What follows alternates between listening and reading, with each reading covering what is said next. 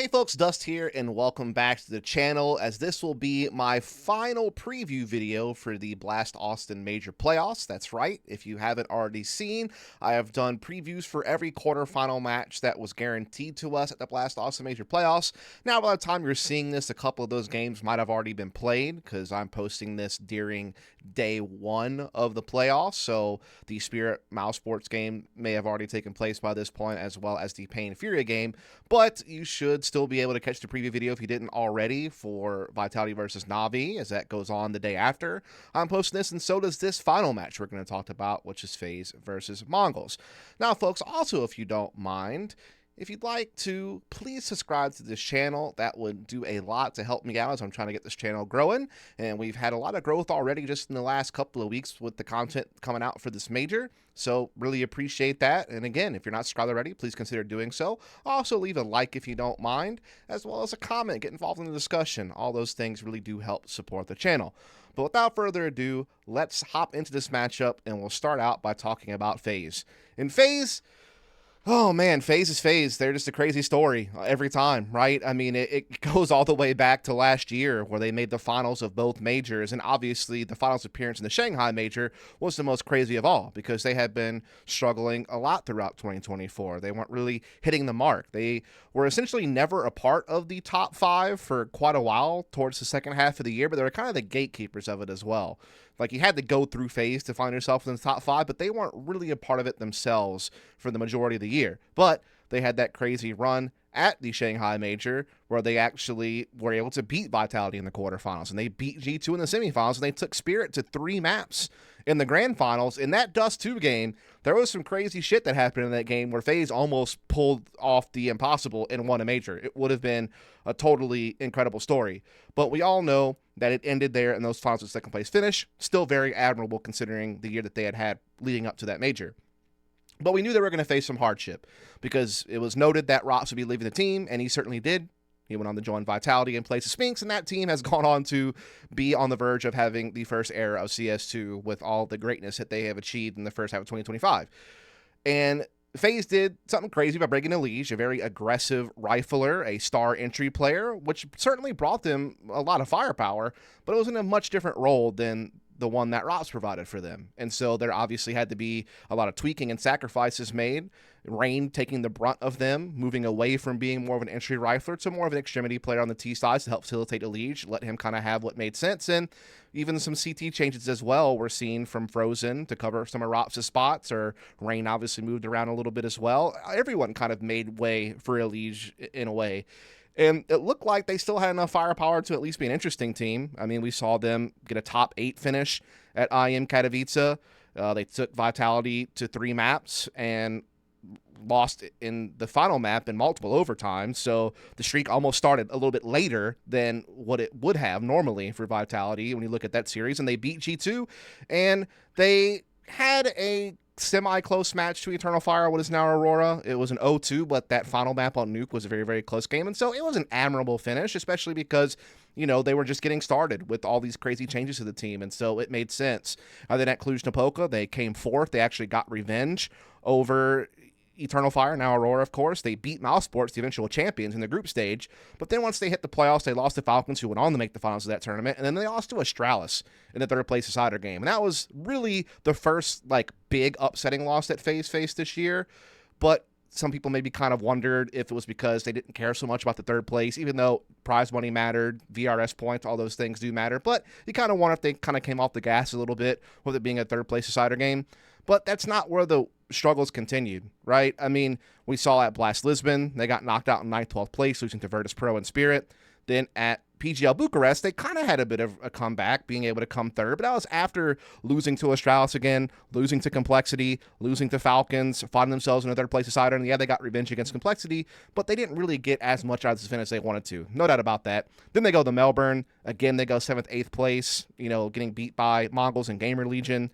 And then Blast Rivals, they weren't able to really do anything either. Their only win was against FlyQuest. They lost to Falcons. They lost to Mousesports. Dallas, they obviously decided to make the move to bench Brokey and bring in Simple. And then they had to play with Skulls for Rain because Rain had a child. And so I'm not really going to talk too much about that event.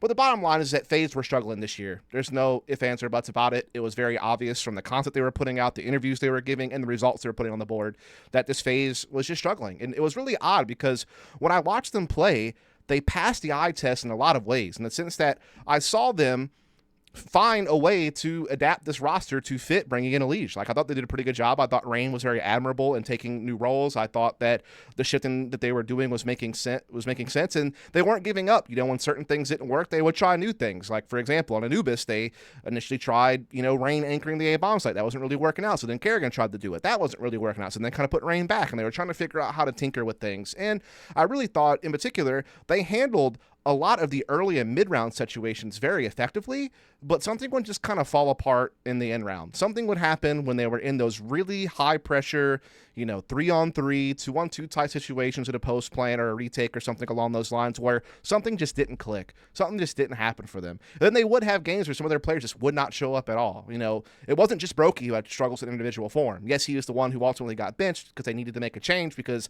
they had exhausted their resources with the roster that they had, but it wasn't just Brokey's fault. Yes, he struggled. There's no doubt about it, but they were having struggles all across the board. And so it was just a really tough year for FaZe. But they were back to their bullshit once they got to Austin. I mean, it has been a fun story to watch. Everyone has been really enjoying this one, obviously. Stage 2 was a bit of a grind. They started out 2-0, but then they wound up losing to Legacy in a best of 3, losing to 3D Max, and then having to go into that final game against Made Brazil, who had obviously just got finished taking Falcons out of the tournament, which was a crazy story. But they got the job done.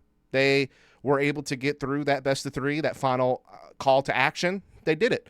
And then when they got to stage 3, when they lost their opening game to Aurora on Anubis, they fought right back by beating Mousesports on Ancient, a top 4 team in the world on a map that they're good on, and they took it to them, and they beat them. Yes, it's only best of 1, but still, pretty solid. Then they beat Legacy, who had beaten them in the previous stage and have been giving a lot of teams trouble throughout this major. So going to the 2-1 pool, and then their first time of asking in the best of 3, this time they get the job done. They do it against MongolZ, another top team in the world. So they beat Mousesports in a BO1, who's a top 3 team in the world, and then they beat MongolZ, who's ranked 5th. I mean, pretty incredible stuff. And the form of their players have looked so good. I mean, Liege and Frozen as the rifling core of this team, looking solid. Yeah, maybe you'd hope for a little bit more here and there. Yeah, there were a little bit of pitfalls here and there, but for the most part, they've played pretty damn good this major. Rain, back to getting good form when it matters. I mean, he's certainly had his struggles this year, but he's also had some really big games so far in Austin. And then Simple was an interesting one because I felt like you saw some hints of brilliance from him in Dallas when he was playing that event. And then in stage 2, again, hints of brilliance, but he had some maps where he really struggled. But it was funny because he always really showed up in the big games and big moments, though, to help deliver them wins. I think the big thing with Simple when you watched him play was he was hitting his shots and he looked sharp. It's just like his movement seemed off. Like he was running into stuff. Like it wasn't really as fluid or as comfortable as you'd expect someone to be. But obviously he's working rust off while also playing in one of the most high pressure situations you can, which is a major. And so it can be understood that he wasn't in tip-top shape. But in stage 3, this dude was freaking electric. I mean, he was truly one of the best players in that stage, showing really good form in aggressive situations and clutch situations, helping steal victories, in situations where it looked like FaZe were going to be toppled. He wouldn't let them. And so it is a really cool story to see, Simple back in action again, battling against the best in the world when he was considered the GOAT of CSGO by many. And now he's going toe-to-toe with some of the best players in the world when they were able to beat Mousesports, when they were to beat MongolZ. So really, really cool stuff to see. And it has been fun to watch. Now, the only thing that I worry about with FaZe going into this match against MongolZ is I do think that their map pool is questionable. Like, the only map that they have won, besides Ancient and Anubis at this major so far, is when they beat Heroic on Dust 2. Because they lost to Legacy on Mirage and Dust 2, they lost to 3D Max on Nuke and Inferno, and then, their wins over Big Brazil were on Ancient and Anubis. Their win over Mouse was Ancient. Their win over Legacy was Anubis. And then their wins over MongolZ were Ancient and Anubis. So that is like the one thing I will be a little bit concerned about going into this. The thing is for them, though, they will obviously get to play one of those maps at least against MongolZ. MongolZ can't ban them both, and they probably won't ban either one of them because they're usually a team that bans Train. But we'll talk about that a little bit later. And the core on this team at times has looked good on Inferno, so I know that they're capable of that. And Dust 2, they can play it. Everyone can play Dust 2, right? Although their results overall at the core of this team is very hit or miss, 8-8 record on Dust 2 with the core 4, so that is a little bit worrying. Their nuke has been also a little bit hit or miss. Their overall record's not terrible, 8-6, but I've definitely seen them have struggles on that map at times. You know, the whole balance of Rain and Liege playing outside and who was going to take that, and just certain games they do look like they had some issues here and there, but all in all, still a really cool story. If the story ends here, it's still an accomplishment for FaZe because they've definitely done more than what they were able to do throughout a lot of this year. But if they can win this and go on and have a crazy run, then once again, FaZe, they just have that flair to them, man. They're always fun to watch, and I have a lot of respect for the players that are on this team, and so it has been a fun story to watch. But they're up against, you know, a good, solid team in this quarterfinals, and that's MongolZ, because MongolZ is a top 5 team in the world, in my opinion. I mean, they had their first real breakthrough, I felt like, last year when they were able to make it to the playoffs of the Shanghai Major. I thought that was a really big, bold statement for them because we had never seen a team from that region really ever make a major playoff. I mean, it was massive for them to be able to do such a thing, right? Then into this year, they placed top 4 at Katowice, beating some solid teams to do it like Gamer Legion and Eternal Fire, now of course Aurora. Had a tough one at Cluj. Like, they did really well in the group stage. They 3-0'd it against weaker opposition, sure. But then they lost to a Strauss in the quarterfinals, which is really damning. Then you go to EPL. They placed top 4 there. They beat 3D Max. They beat G2. They beat Gamer Legion. They beat Navi. But then they were one of the first victims to Vitality in the semifinals of that tournament where they got knocked out. Then you go to Lisbon, though, and this is where we start to see some struggles, right? Because at Lisbon, they only finished in the top 8. They didn't really get any big wins, and they got clobbered by G2 in those quarterfinals. Then at PGL Bucharest, they didn't even qualify for the playoffs. You know, they lost their opening games to 3D Max and Apogee, and while they tried to grind their way back, they ultimately got knocked out by Falcons, and so they missed a playoff. And so those were some really huge bumps in the road for them. Then they go to Melbourne, though, and they kind of bounce back a little bit. They get a top 4 finish. They were able to beat FaZe along the way to doing it, but that was really their only big win, and even then, FaZe were having their struggles, right? So no real huge wins, but it is what it is, right? They had to play against Vitality Mouse, 2 other top 4 teams in the world, and they lost those 2 games 0-2. And then Astana, again, they finished in the top 8, once again blasting through the group stages just like they had done at Cluj, but then they get to the playoffs and they get battered in Astana by Aurora. And this is where that storyline really starts to come out about, man, MongolZ just can't seem to do it on the stage. Like, they're group stage demons. They could clobber you when they're in the studio environment or just any environment that's not on a big stage with a loud roaring crowd, but they just weren't able to really get over that hump. Right? And then they had another small breakthrough, in my opinion. And this was at Dallas, because at Dallas, they went on a really good run. Even in the games they lost, they looked good. You know, they were able to go there and beat a Scary Furia team who just had a crazy run at Astana. They were able to push Vitality to the limits in the best of 3, taking it all 3 maps, and all the maps were really close.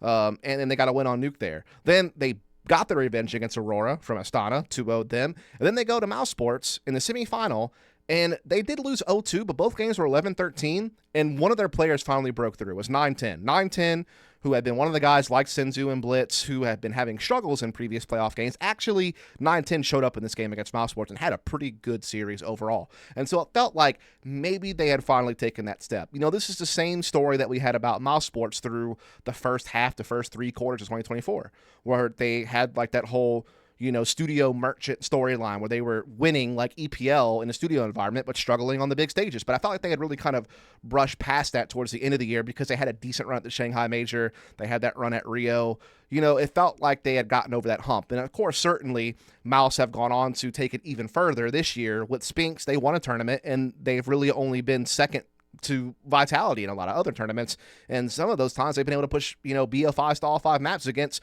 one of the greatest teams we've seen play Counter-Strike. So they made that progression. Is MongolZ finally going to make that progression? That's the big question coming into this game, because again, they are a very skilled team. We all know Senzu is a very strong fragger, very good aggressive rifler. Blitz has always been credited as one of the best fragging IGLs in the world, and in his own right can be somewhat of a second to third star player of the team while also being the IGL. So they have that going for them. 9-10, one of the best hoppers we've ever seen come out of that region. You know, and I think that while you're never going to put him at the top of your operas list, like some of the other names that are in these top 5 teams in the world, I think he is totally competent, definitely can come up big for them. Again, he came up pretty big for them on that Mouse Sports, semifinal match whenever they were playing Dallas. He definitely can have his moments where he is a really solid fragger. He's solid. He's solid for sure. And then, Mazzino is also solid in his own right. In fact, he's one of the guys that don't really go missing in these playoff games. Like, he's never one of their big name fraggers, though, usually. But he's doing his job, and Techno plays his roles, right? So they do have a good talent, and they have a pretty decent map pool, right? Like their Mirage, they're 15-8. Ancient 12-7, Inferno 10-6, 8-5 on Dust 2. So they have 4 maps that they're pretty solid on. I will say their Anubis has been shaky at times, and their Nuke has been shaky at times, and they don't play Train. So there are some vulnerabilities out there, but I think they have shown us a lot. Still, they still have a good resume. They're getting top 4 finishes, pretty regularly. They had like 4 or 5 top 4 finishes already this year. Yeah, they had the missed playoffs in Bucharest. Yeah, they've had a couple of top 8s, but they've really been one of the more stable teams outside of the top 4. And there was a pretty big gap there between the top 4 and MongolZ, because Spirit has proven that they can win tournaments and have deep runs. Mouse and Falcons proved that. And then Vitality's been the best, right? They haven't quite been able to do the same thing in that 5th slot in the rankings, but they're still a really, really good team. And I guess what I'm getting at here is I don't think it should be some foregone conclusion that FaZe is just going to win this series because of how magical they've been so far in Austin. Yes, they have a lot of firepower who's all in good form right now. Yes, they've looked really good in the matches we saw them play, particularly in Stage 3. And I know that there's a lot of magic in the air and a lot of positive vibes, and like a lot of people out there are super excited about the FaZe that they're seeing. But don't get this twisted. MongolZ are a formidable opponent. And while FaZe have proven that they can beat them, as they did do in Stage 3 when they 2-0'd them on Ancient and Anubis, but MongolZ have proven they can beat the core of this team too, and they beat them at Melbourne 2-0. Now, granted, they didn't have Simple then, they had Brokey, and yes, when their players were in rough form, and we've already talked about the struggles FaZe have had this year. But the fact of the matter is I think this matchup's a little bit closer than people are giving it credit for, and I think the real big thing that you're looking at is, can FaZe stay hot, and on the other side, can MongolZ finally break through in a big playoff situation? Particularly now, the biggest playoffs you're ever going to play, because this is a major, right? Now the pressure's even higher than some of those other stadiums you've played in, right? So those are the questions that really come into play. Now, as far as how I think this will play out, I think in the veto, MongolZ will probably just have to ban Train, right? There is a small chance that they get a little bit sneaky because they know that FaZe don't play a lot of Train themselves. I think this FaZe team has only played Train twice, and they have a 1-1 record, and they themselves have banned Train a lot in the past this year. So you wonder, is MongolZ going to get sneaky here and not first ban Train, and use that ban to maybe get rid of something like Anubis, which FaZe got the better of them of in a big, big way in that best of 3 that they played in the group stage of this major. They got beat 13-4 on Anubis, and Anubis has been one of the maps next to Nuke that MongolZ have had some struggles on this year when it comes to their performance. So is there a situation where like maybe they actually sneakily let Train through the first ban rotation, see if FaZe will actually take it, or whether they'll pass, and then they get rid of Anubis or something instead? There's a small world that could happen, but there's also the chance that MongolZ will just be like, you know what, we don't play Train, we're not going to roll the dice now on Train in a major playoff. That is a logical way to think about things. When you get to FaZe, I think they will probably get rid of Mirage, or they could also maybe look to get rid of a Strength of MongolZ on Inferno.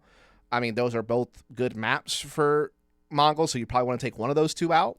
And then I think after that, MongolZ have been picking Ancient, and they won it one time against them in overtime, and then the last time it was 13-11 for FaZe, so there were close games. I don't think that it's a conclusion that FaZe will always beat MongolZ on Ancient. I think there is a chance MongolZ could beat them on Ancient, but will MongolZ pick Ancient again, as that is a pick that they like to go to a lot, or will they take what is potentially left of Inferno or Mirage, depending on what FaZe does in the banning process? I think that is an option for them as well, just to kind of change things up a little bit, right?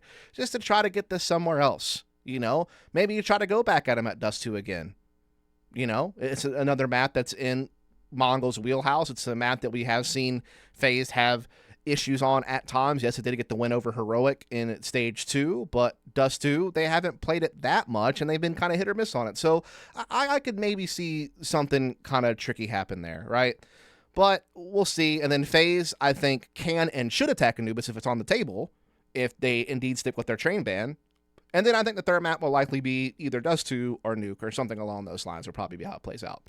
And as far as how I think this is going to go results-wise, I mean, look, I think both these teams are in some interesting situations. FaZe is going through a stand-in / rebuilding process after a tough year, and MongolZ are off the back of what's been a pretty solid year as far as getting these top 4 finishes pretty consistently, but they have not been able to get it off their back of being able to break through on the stage in a big playoff game. The closest we saw was whenever they did get that win over Vitality in Dallas, and then they had a close series against Mouse Sports. But earlier this year, they have really struggled. Even in group stage where they blitzed through them 3-0, they would struggle once they hit the quarterfinals match. So I do just wonder, can this be the breakthrough moment? Because if it is, this will be a big moment in MongolZ history. Because, again, they had the breakthrough at Shanghai, being the first team from Eastern Asia to make a major playoff, right? Then they had the breakthrough in Dallas where they played some of the best Counter-Strike they've played in a big stage in a Tier 1 event for the year. This could be that next breakthrough moment where they get past the top 8, and now all of a sudden they've hit a new ceiling where they make a semifinal of a major. And then who knows from there, because they're on the quote-unquote lighter side of the bracket, so it could get really interesting to see where they go from there if they go up against, the winner of Pain and Furia, if they're able to come up with something there. Because I realistically think, look, if MongolZ can actually get past FaZe in this situation and they get that, that thing that's been eating up at them, like they finally get that big playoff moment, I definitely see a way that they could take the winner of Pain Fury at that point, move on to the grand final, because they will finally have broken through that ceiling that they're stuck at right now, and they excel to the next level, and they could be very interesting. So I guess the thing here is this, is I do think FaZe has a good chance to win this game, just based on the pacing that they're on and the magic that seems to be kind of in the air. I know it's weird and tangible, it's not logical, and I'm always one that's about crunching the numbers and watching the film and, all that jazz. But let's be real, like FaZe are doing some crazy shit in Austin right now. And MongolZ have proven time and time again they can sometimes struggle when the big lights are on. But I'm telling you right now, don't sleep on MongolZ. They could very well win this series. And if they do, I think they could make the grand final. I really do. I think this would be like that weight lifted off of them if they could get past a magical FaZe run, break through that, and get to a semifinal setting. It could be electric because they have the talent to do it. They have the map pool to do it. They have the tactics to do it. They're a very solid team. Like, they are really good at just the gather and go and run you down Counter-Strike. They're very aggressive, very in your face, and that could be very overwhelming to deal with if you're, kind of playing on the back foot. Maybe your players aren't, in proper form. But, Kerrigan's a crafty guy. He knows how to handle them. He's proven that he can, right? They did it earlier this major. So this is really a tough one for me. I think FaZe is obviously the slight favorite just based on the experience and based on the recent form. But I don't think that they're a crazy heavy favorite, and I wouldn't be shocked to see MongolZ win this thing. I know that's me kind of sitting on the fence, but that's just the way I see this game. I think it's actually tighter than people think, but yes, FaZe, I will concede, is the favorite. And if they go on to win this and have a crazy run and they make it to the grand finals against Vitality and we have that moment, that would be pretty electric, but it would be cool to see MongolZ finally break through and have their big moment too. So that's where I'll leave it. Hope you folks enjoyed it. If you did, again, please subscribe, like, all that jazz, and I'll catch you next time.